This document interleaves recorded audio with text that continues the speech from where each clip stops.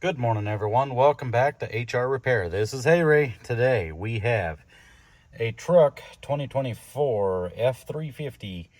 It is the cabin chassis model, and it has 4,631.6 miles on the odometer. You might ask, what are we doing to this thing? Well, let's get right to it. Let's not waste any of your time.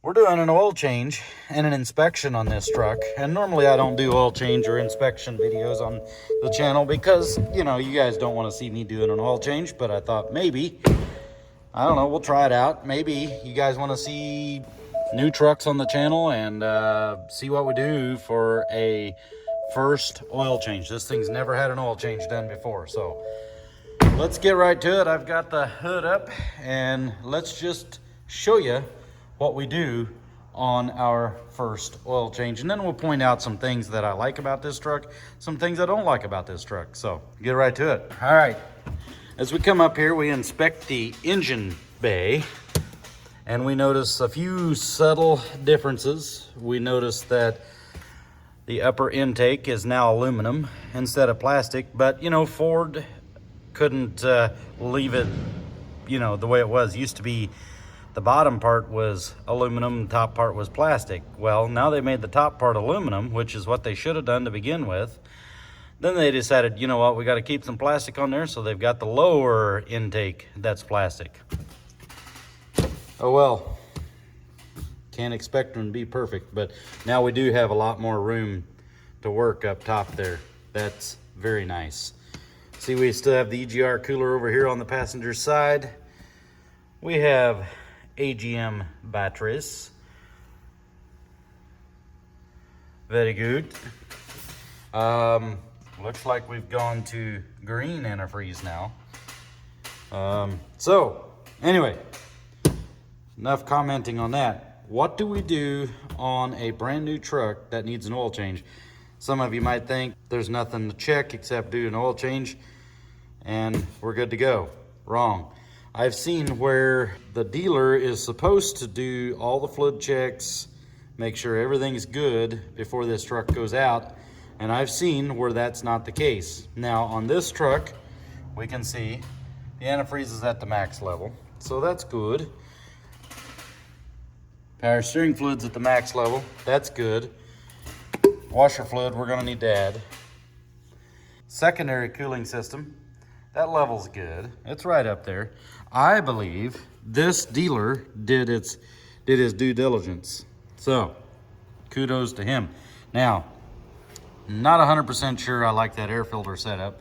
I'm not sure that this is the first year for it. I think maybe they've changed that in 2023 or maybe it's 2022. I'm not 100% sure, but I don't think that's the first year. But I don't really like this air filter system.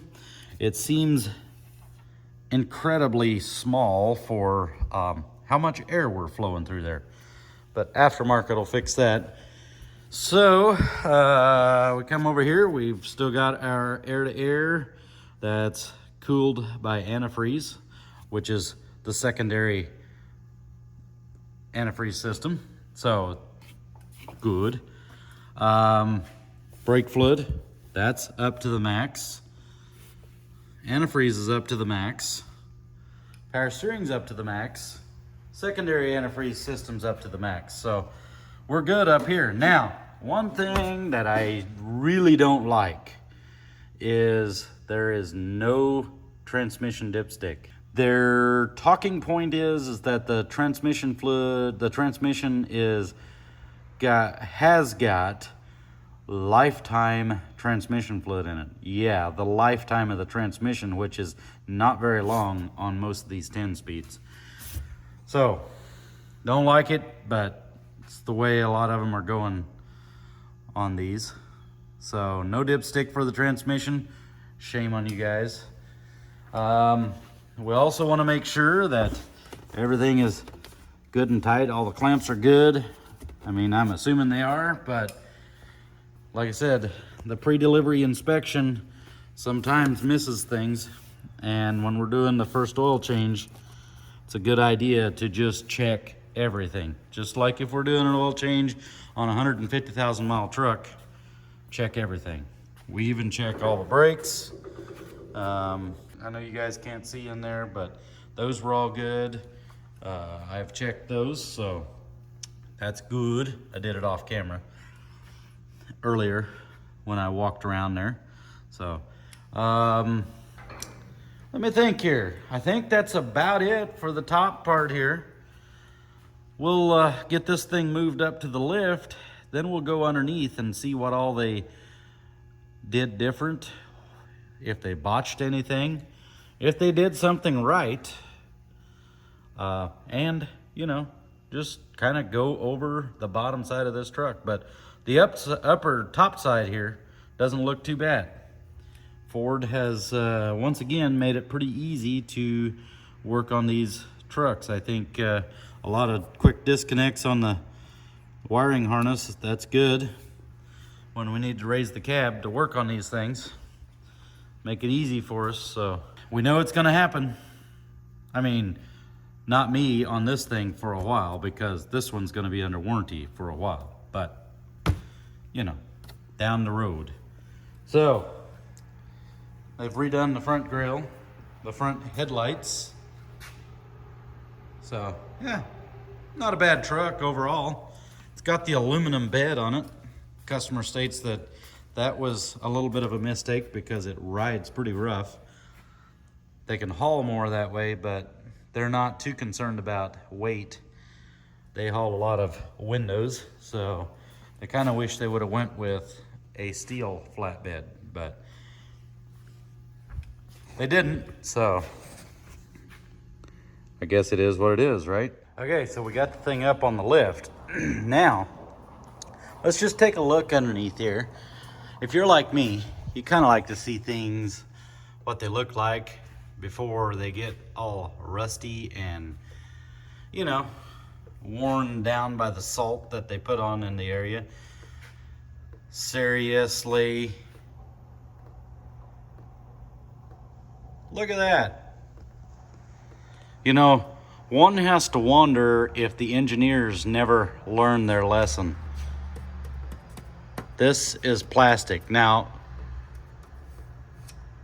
yeah, I did see this before when I was draining the oil, but, you know, for the video, I had to make it look like I just seen it. But this is plastic. Listen to that.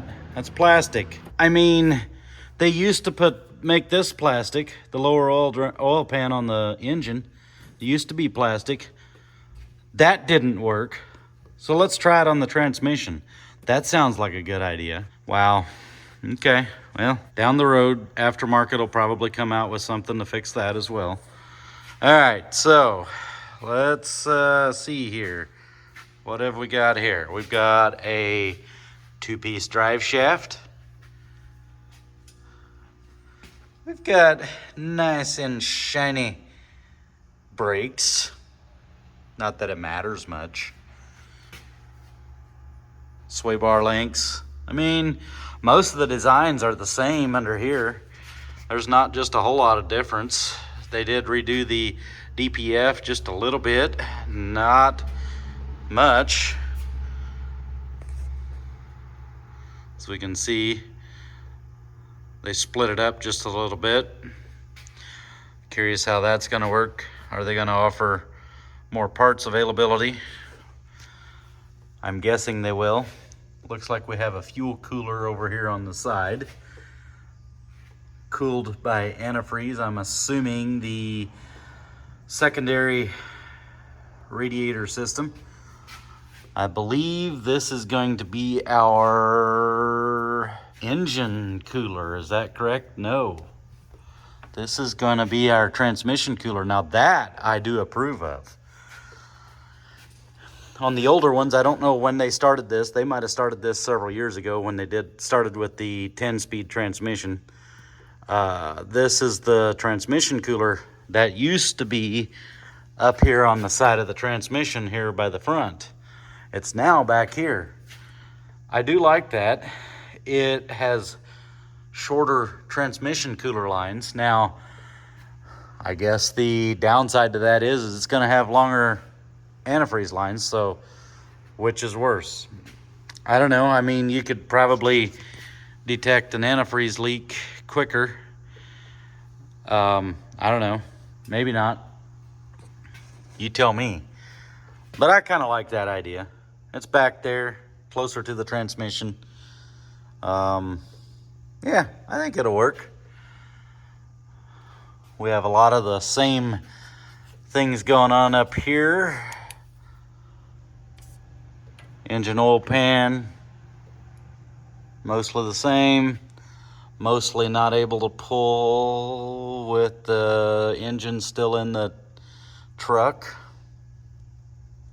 Oh well.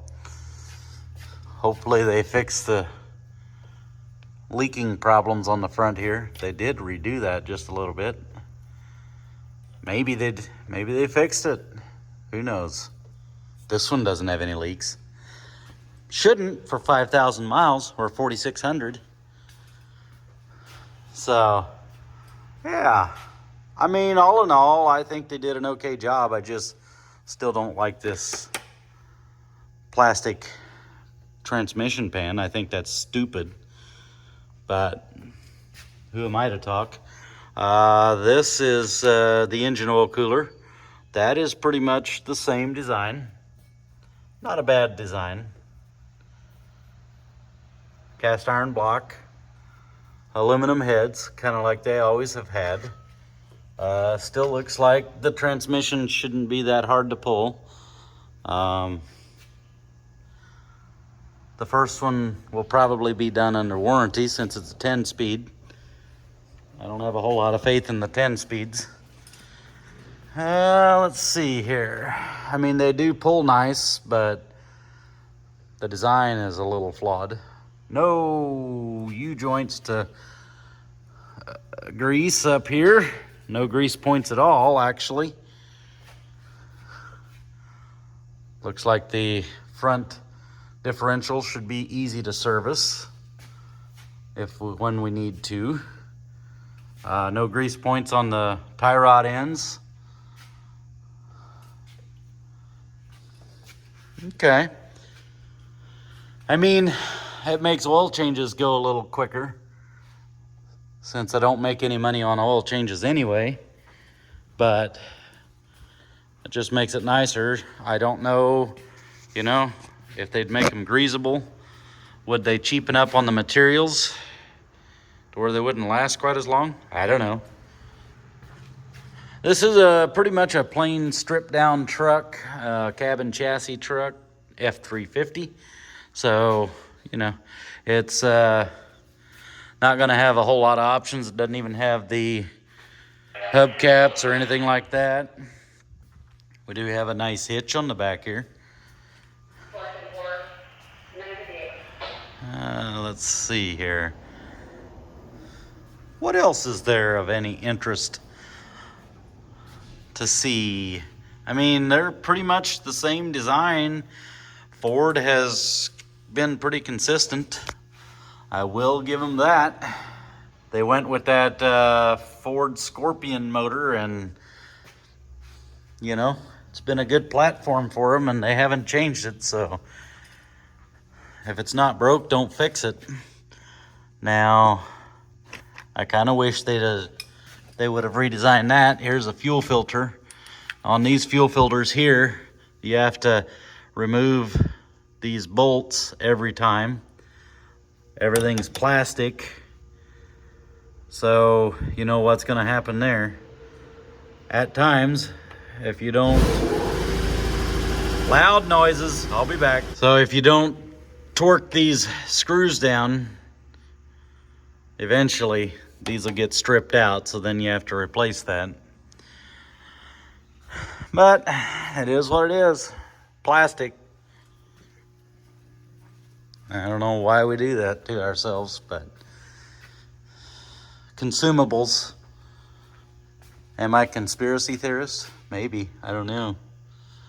But if they make so that it doesn't break, they can't sell parts. I said it. Yes, I did. All right. Yeah.